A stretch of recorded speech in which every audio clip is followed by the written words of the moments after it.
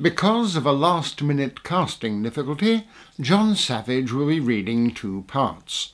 Chas, the window cleaner, and John Naylor, executive producer. And I have to say, he plays both characters with considerable aplomb. You never. I did. It's doing my head in, this is. You must be joking. Do me a favour. Get it sorted. It is sorted. Not what I call sorted, it isn't. What you on about, lovely bloke? You muppet. This week's director is about to shoot a scene from Dalston Road. Valerie and her boyfriend Chas are having an argument in the local cafe. Right, and action. It's no good. I can't take this anymore. Can't you see I need some time to myself, a bit of space? You're suffocating me, Chas. I mean, what is your problem? You're the one with the problem, Valerie. When are you going to leave Mickey? We've got to get it sorted. It is sorted. Not what I call sorted, it's not. You two got it sorted yet? No, we bloody haven't. Yes, of course we have. Oh, good. You left that tosser Mickey then. Well, you know, soon. Ish. I don't believe I'm hearing this. Typical, that is. Oh, don't you start and all. Oh, talk about shilly-shally and dilly-dally. You've done more sitting on the fence than Humpty Dumpty. Can't you make up your mind about anything, Val? Something wrong with you, if you ask me. And if there is, whose fault is that? Society, that's what. When I think of what we had to put up with, 7 of us in that stinking caravan, we didn't even have a bath in them days. It was stand up in the sink and squeeze a Brillo pad over your head. And we had to queue up for that. You want to count your blessings, my girl. At least your family stuck together. Oh, yeah, right. On my 10th birthday, I got a lovely big surprise, didn't I? Straight after breakfast, me dad packed his bag and ran off with that horrible woman. No, she was lovely, your mum. And she did come back, remember? Only to pick up the telly. Oh. Now, don't let it get you down, love. At the end of the day, it's all water under the bridge. Look, I'm really sorry. I was well out of order going on at you like that. Forgive me? People round here can be very cruel with their snide remarks and insinuations. I tell you, Barry, my Valerie's been through a lot. Oh, you're right there. Gary, Simon, Tom, All right, all Pete, right. Frank, George, Don't keep going on about it. Colin, Winston, Charlie, I was lonely. Charlie, Zach, Sandra. Yeah, well, Sandra? You never told me about no Sandra. Oh my God. You don't mean... Not me auntie Sandra. And cut. Right, C43 next, you and the vicar, Gil, okay? Gotcha, Gov. Behind the scenes, Kenneth Tracker, a television controller, is in conference with his executive producer, John Naylor. Tracker has just been looking through a Dalston Road script. Jolly good. Another cracking episode, John. Oh, thank you, Controller. The working classes shoulder to shoulder in the Freemason soap. You know, I always think of Dalston Road as our drama for the people. The Punter's Palace. Yes, one can see instantly why the show appeals to so many people of a certain strata, shall we say? Because it's exactly what one imagines life to be like out there in that sort of area. I mean, what they see on the telly is as familiar to them, I suppose, as, well, where I live is to me. So it's congratulations all round to you as executive producer and to your team as your team. Well done. I'm really sorted. Well, of course, it's very much down to the writers who... Yes, and they do a jolly good job. When it comes to mass entertainment, Dalston Road is right up there with Emmerdale and Coronation Street and what's that other one with the carry-on lady? Hollyhocks, is it? Holly Oakes Oh. and Barbara Windsor used to be in EastEnders. The Queen of the River's Return, what? I'm wondering, though, I'm still not quite with you on this, John. Why exactly does Gil Baker have to go? It all boils down to money, I'm afraid. Most things do, of course. And being quite brutal about it, the most expendable item in a very tight budget is Gil. Yes, I understand that, but why him? Well, which of our other 3 stars would you suggest? Well, I'm not terribly au fait with that. I don't see the show as often as I Should? would like. Our 4 highly paid leads, Yes. Oliver Fane, Maurice Bradley, Melvin Toper and Gil Baker, make just short of 1 million between them. Good Lord, I don't get half that. Of course, Ollie, Maurice and Barry are very popular with the viewers. So's Gil Baker, of course, but he's not quite as popular. So, since somebody's got to go, he's the logical choice. Yes. You don't think perhaps that you're making heavy weather of this? I mean, we've done it before. Pimlott. We got rid of him. No. God got rid of him. Well, God and a faulty sex aid. Fancy plugging it into the mains. The family sued, of course, but PowerGen denied responsibility. Yeah, silly damn fool, though. I mean, those things are quite clearly marked. 2 AA batteries only, I believe. But why can't we drop some of the others? Like who? Well, for a start, what about that dreadful old woman? Barmy Ida? Yes. We could have 30 Barmy Idas for what we're paying Baker. Yeah. Well, how about the Padre chap? Our boxing vicar. Yes. Same thing applies. In any case, he's building nicely. Moving up from middleweight to heavyweight. Indeed. Whose idea was it to give him a lisp? Oh, no. That was a casting bonus. The actor who plays him really does have a lisp. It's just as well Chris Eubank only watches Coronation Street. But, returning to Gil Baker. Yes, well, quite. I wouldn't like to be in his shoes. How's he taking it? He's not. He doesn't know yet. Doesn't know he's been written out?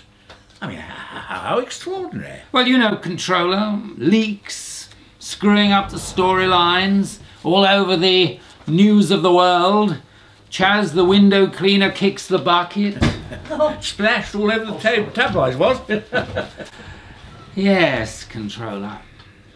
Meanwhile, 2 actors are waiting to be called on set. Look, you're wrong, Gil. Honestly, it's not you. Why would it be you anyway? Well, everything points to it. It's definitely me, you see. Not long now. Gil, you've got to stop this. It's ridiculous. Nobody's out to get you. Well, they couldn't be. Look at all the things they've got planned for us. Like what? Well, like next week, you and me are consummating our love. Who says? It's in the papers. Look, yes, here it is. Look, Val and Chaz's big bonk goes with a bang. Oh, Maurice. They'll say anything in the Sun. No, it's the Guardian. The media section. Our first bonk, eh? I'll probably drop down dead on the job then. Yes. Oh! Don't die, Chaz! You mustn't die! I'm behind with the life insurance policy! No, come on, Gil. I'm going to get really cross with you in a minute. You're paranoid. Am I? All right then. Listen to this. It's him or me, Valerie. Make up your mind, Chaz coughs. Come again? It's him or me, Valerie. Make up your mind, Chaz coughs. That doesn't make sense. Ah, it's in brackets, see? Chaz coughs in brackets. Oh, no, that's Roy Phelps. It's going to be bronchitis or pneumonia or something. Who's Roy Phelps? One of the writers. Oh, them. I never looked. Well, you should. Roy's one of the new ones. And he can't resist telling us how to act, so he keeps on putting in little say it this way stage directions. Oh, look, look, give it here. Look, look, look. Oh, look, this is it, look. See, here we are. This is me talking to the vicar. You pathetic devil dodger, who the hell do you think you are? And what does Roy put in brackets just before that? Angrily. How else does he think I'm going to say it? Well, now he's putting in coughs. Maurice, nobody coughs for nothing in a soap. It's like Cornel Wilde in that old movie the other night. He coughed playing the piano. Galloping Consumption. A song to remember. Yes, but that was different, Gil. That was Chopin coughing, wasn't it? And there was blood as well. Splatter, splatter, little telltale specks of blood on the keys.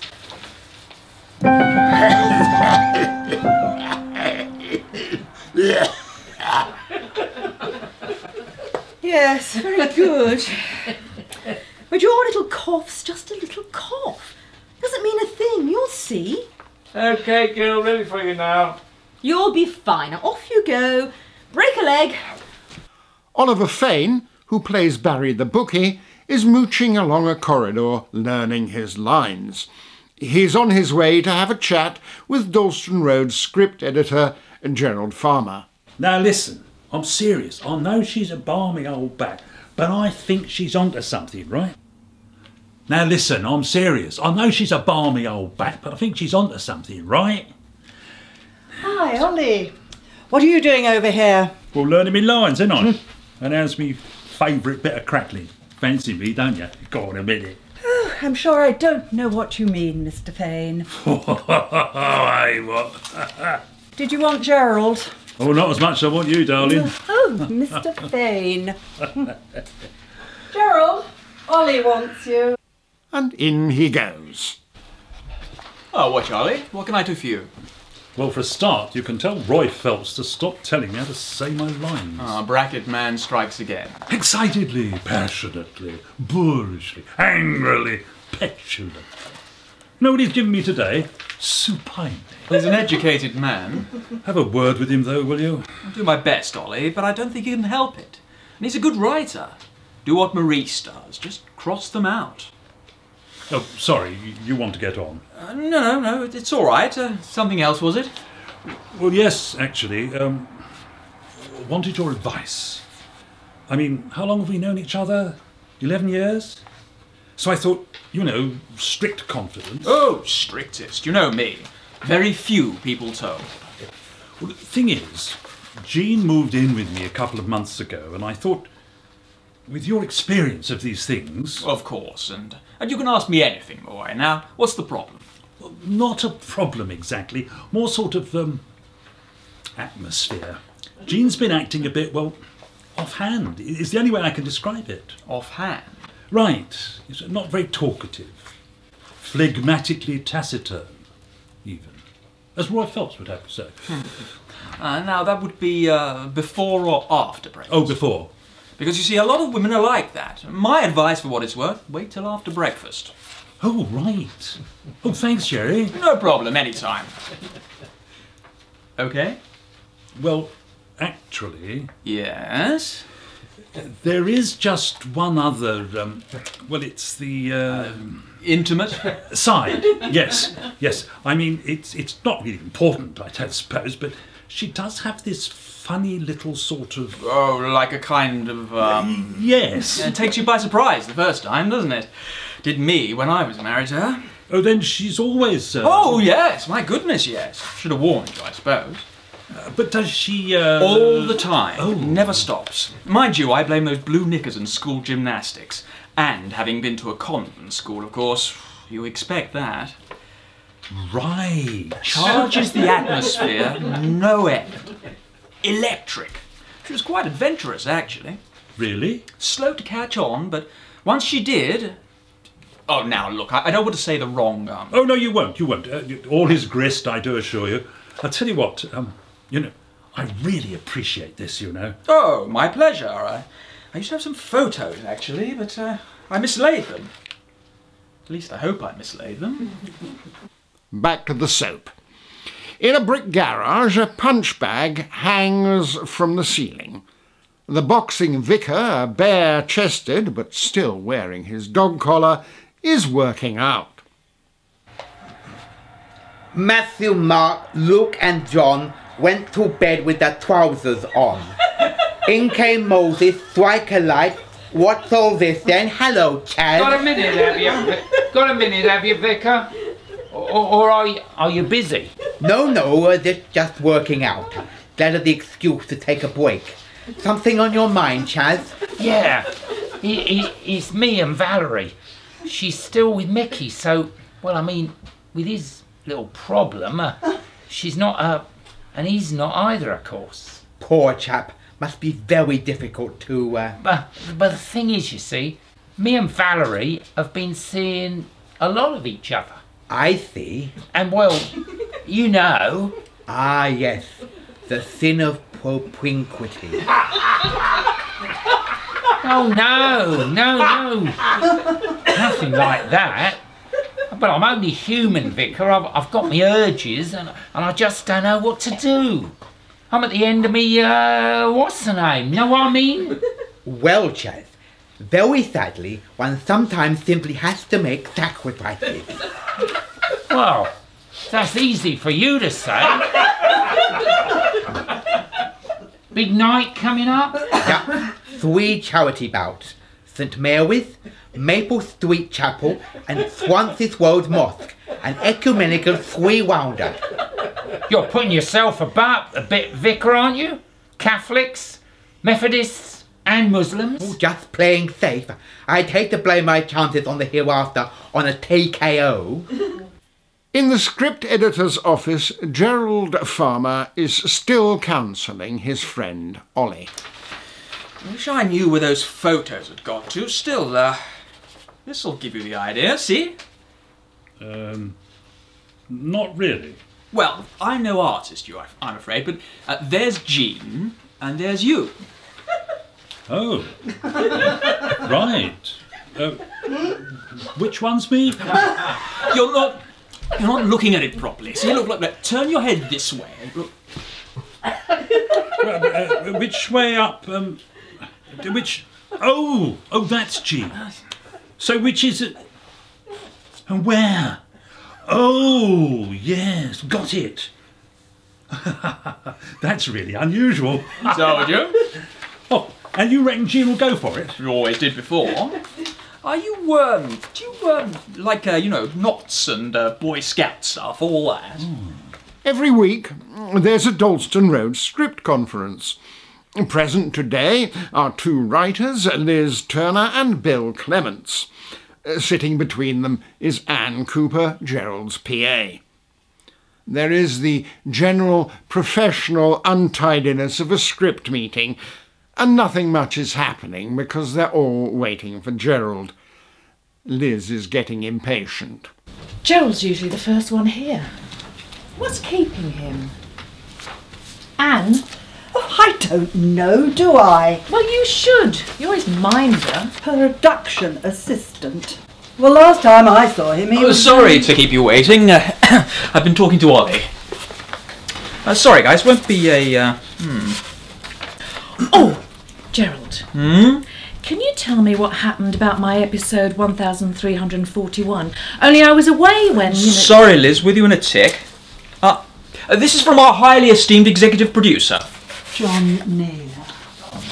We've all got to be very careful indeed about storylines in general and Gil's last stand in particular. So remember, no careless talk. Sorry, Liz, yes? No, I just wanted to know about that particular episode because I was away on holiday when it went out. Episode 1341. You know, Joe Banks falsely accused of child molesting. Oh, yes. Oh, it worked a treat. Switchboard was absolutely jammed with complaints. Aunt Sally rides again. Good, eh? Oh, sorry, Bill. Of course, you aren't familiar with our private jargon yet. An Aunt Sally episode, deliberately provocative, so that the follow-up episode, or episodes, can put it right. In this case, the toffee-nosed social worker got a good bollocking, the falsely accused father was promised a written apology, and the little girl went off to the fair with the gay couple next door. Even the usual pressure groups had to admit that we treated the subject totally responsibly. For the devil. Oh, sorry to disturb you folks. Won't hold you up. Just want to introduce Adrian Hall, who'll be directing Dalston Road all next week. Adrian, Gerald Farmer, script editor, his PA Ann Cropper, and two of our writers, Liz Turner and Bill Clements, who comes to us straight from the Bill. Now, he's banged up in Dalston Road. Right, that's it. We're going off now to meet some of the cast. Happy scripting, guys. Oh, Gerald, don't forget what I said to you about you know what and you know who mustn't know when or how. Come to that. No, John, I've told them. Beware of moles. There aren't any moles, for God's sake. What do you expect, John, with all those scripts floating about? They shouldn't be floating about. Oh, bollocks. Every actor in every episode gets one. At least as many people again need copies. Producers, the executive producer, directors, wardrobe, makeup, loads of people, even Fred, who sticks the pansies in the yuppies' window boxes. Yes, but it's more than usual, Liz. The leaks have been getting more and more frequent. Now, really, I mean it. And now, of course, we have the additional problem of Gil Baker. We've got to be extra careful. Poor little bugger. He keeps buttonholing me in the canteen. It's so awkward.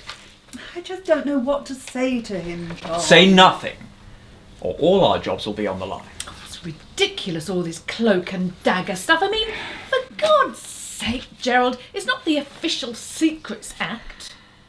Anyway, everybody, stumm. Come along, Gerald, Adrian. John's round the twist, if you ask me. Okay, let's get on. Now, still on the same subject, I'm afraid. As you know, Bill, you're doing the honours. You will only be obeying orders. Thank you, Liz. You've got the basic storyline, of course. Oh, how far have you got, by the way? Oh, not doing too badly. With a bit of luck, it'll be finished by tomorrow. Or the latest, the day after. Oh, good. And of course, how you flesh it out is entirely up to you. I always say we like our writers to stretch us. But whatever happens... Gil must go. Gil must go. Gil must... All right. Poor little bugger. Yes, well, tough. That's the way it goes. He's out. Yes, I do see that, but when you say out, you mean... I mean out. Like permanently. Oh, I was only wondering. How exactly? He's been coughing quite a bit lately. Bracket, man. One of our other writers has got a Stanislavski complex. Take too long to explain. Look, you're the writer, old son, so get shot of him any way you like. That gives you plenty of scope. Happy? Now, Mickey's impotence in episode 1357. Now, I've been on to my mate at Embarrassing Bodies, and he tells me that Viagra isn't necessarily... You're looking worried, Bill. No, I was just thinking, coming in this morning, Chaz being a window cleaner and therefore more mobile than most, couldn't he perhaps take over another round? I don't know, Stepney, say? Ah, yes, too near, I suppose. You could get back evenings or weekends. How about Manchester? Or the goo? I was only thinking, you know, you might want to bring him back one day. No, we want him dead. As a bloody doornail, mate. Oh, right. With you now. Squash him with a steamroller, I would. Or he could choke on a free gift and the sugar puffs. No, we used that 3 years ago. Wasn't it Weetabix? I only remember because it was just after Doug had his heart attack and before Dennis got irritable bowel syndrome. How about AIDS? Home sweet home. Home sweet home? EastEnders, I mean. Do it any way you like. But not AIDS and not bloody Weetabix and not just sent away. I want him out of the show. For good. We want him dead. Oh, and I know he's a window cleaner, but please avoid the obvious.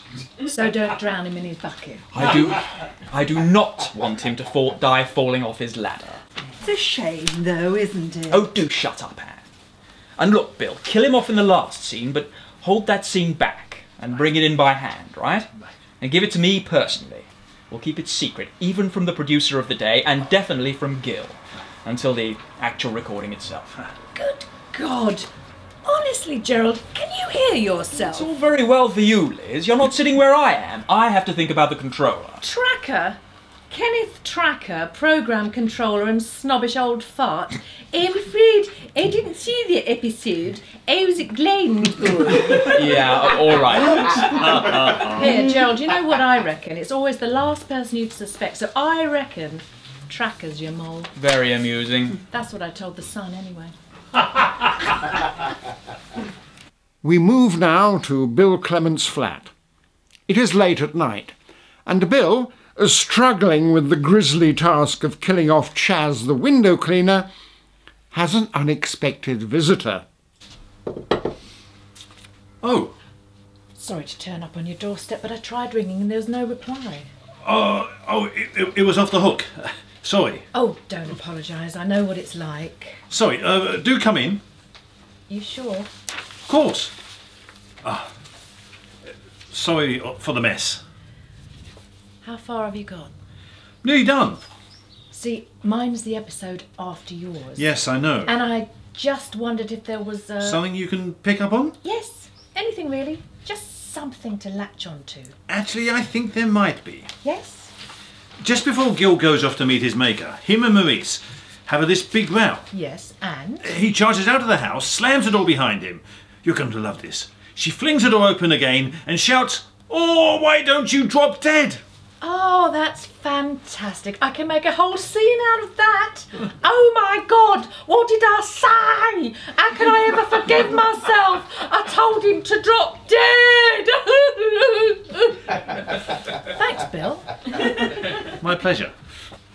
How do you finish him off, by the way? Can't tell you. Oh, come on. You can tell me. I don't mean it like that. I can't tell you because I don't know. I've no idea. None. Total block. All I can see is a fucking ladder and bucket. Okay. How about this?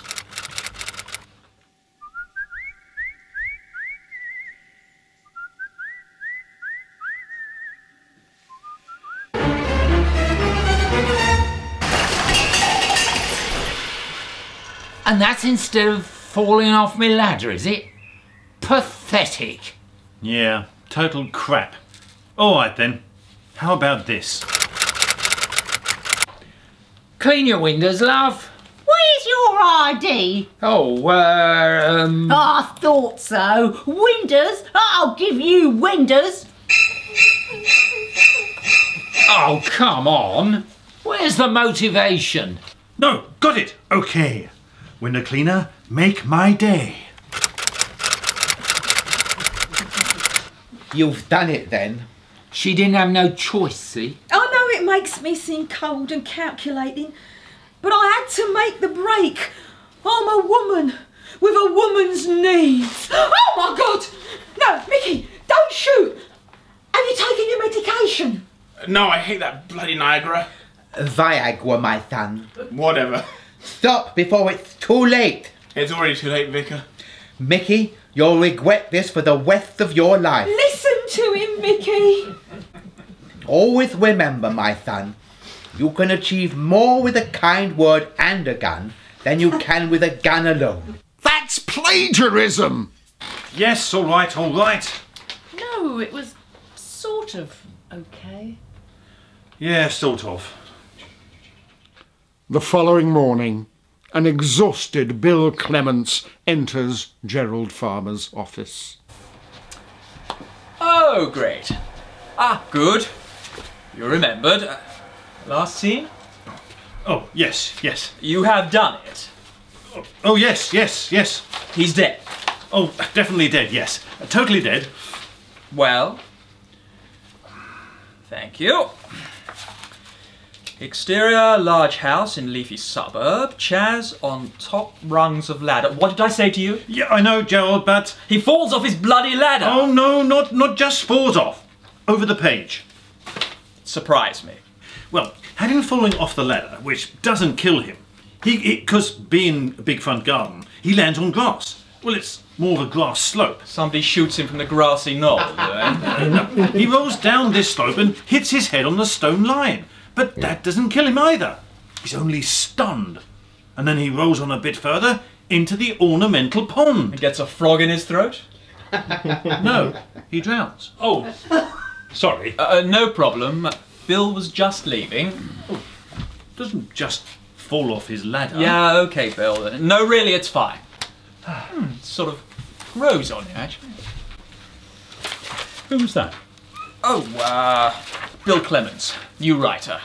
Didn't look very happy. Oh, he always looks like that. He loves being a writer, just doesn't like the paperwork. Little writer's joke. Oh, how'd you get on? Ah, that's why I dropped by, to say thanks for the advice. Only too pleased, old son. Went well, did it?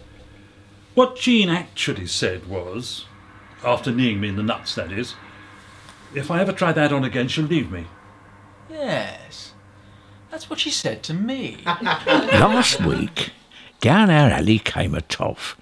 Nice old geezer with a nasty cough. Sees my missus, takes his topper off in a very gentlemanly way. "Ma'am," says he, "I have some news to tell. Your rich Uncle Tom of Camberwell popped off in a manner strange to tell, leaving you his little donkey shay." "What?"